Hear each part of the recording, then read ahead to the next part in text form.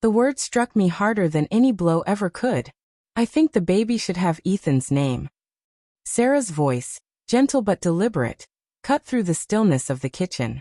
The faint hum of the refrigerator and the scent of toasted bread filled the air, grounding me in a moment that suddenly didn't feel real. Her eyes, once the safest place I knew, flickered downward, unable to meet mine.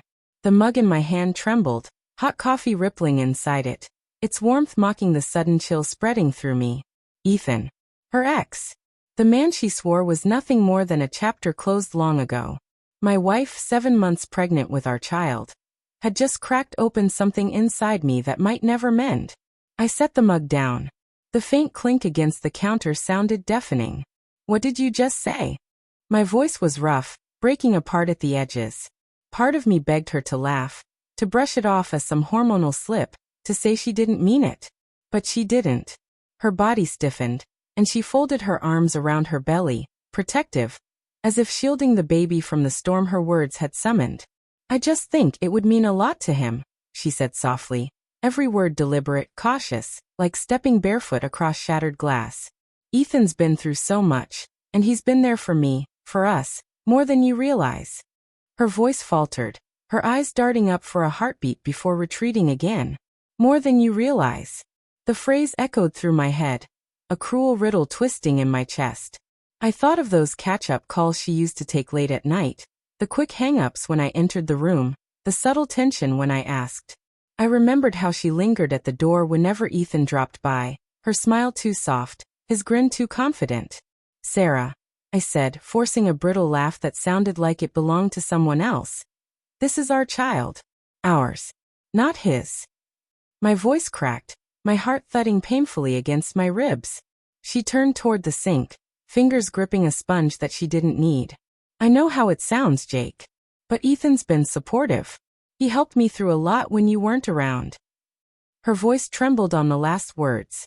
I stood there, barefoot on the cold linoleum, watching her scrub at an invisible stain. The light streaming in through the window caught floating dust in the air, tiny, aimless specks between us. My mind raced back through the past year, her late shifts at the gallery, the weekends she spent with her sister, the growing silence between us. I told myself it was just the pregnancy, just stress. But maybe I'd been lying to myself all along. How exactly did he help you? I asked quietly, my tone heavy, deliberate. She didn't turn. Just kept scrubbing. The steady drip of the faucet began to sync with my heartbeat, loud, unbearable. Sarah, look at me. She froze, then turned slowly. Her eyes were glassy, her lips trembling.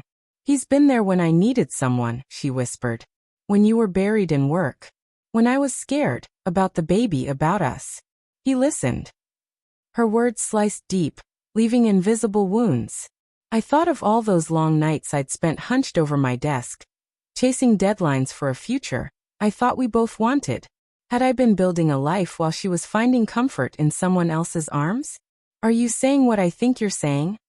I asked, my voice barely more than breath. She hesitated, eyes darting toward the fridge, where the ultrasound photos were pinned. Our dreams taped side by side. It's not what you think, she murmured. I love you, Jake. I do. But Ethan, he's been part of my healing. I owe him. Owe him. The word stung. My heart lurched. For what, Sarah?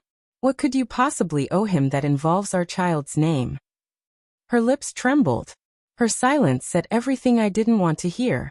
Finally, she spoke, voice fragile and breaking apart. Last year, when I lost the first pregnancy, I didn't tell you everything. I stared at her, numb. You mean the miscarriage? She nodded, tears welling. Ethan was there. You were away at that conference. I didn't want to burden you, so I called him. He came over. He stayed. I was falling apart, and he held me together. The floor seemed to tilt beneath me. My mind reeled. Ethan comforting her, Ethan there when I wasn't.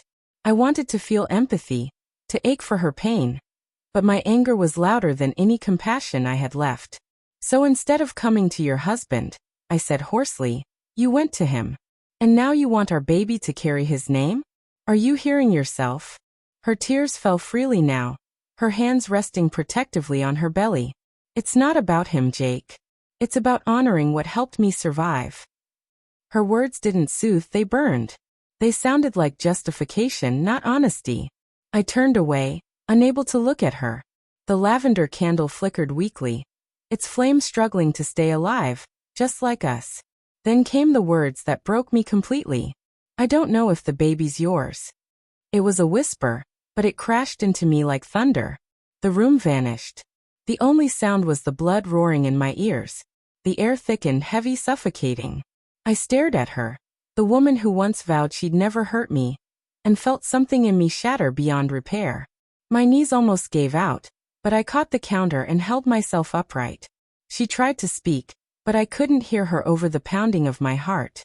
In that unbearable stillness, one truth clawed its way through the chaos. I still loved her. Even now. Even after everything.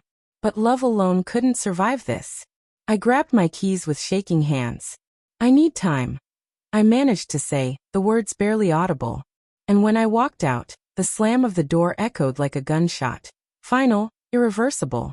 Outside, the morning light felt colder.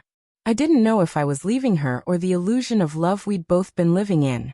But either way, something inside me was gone forever.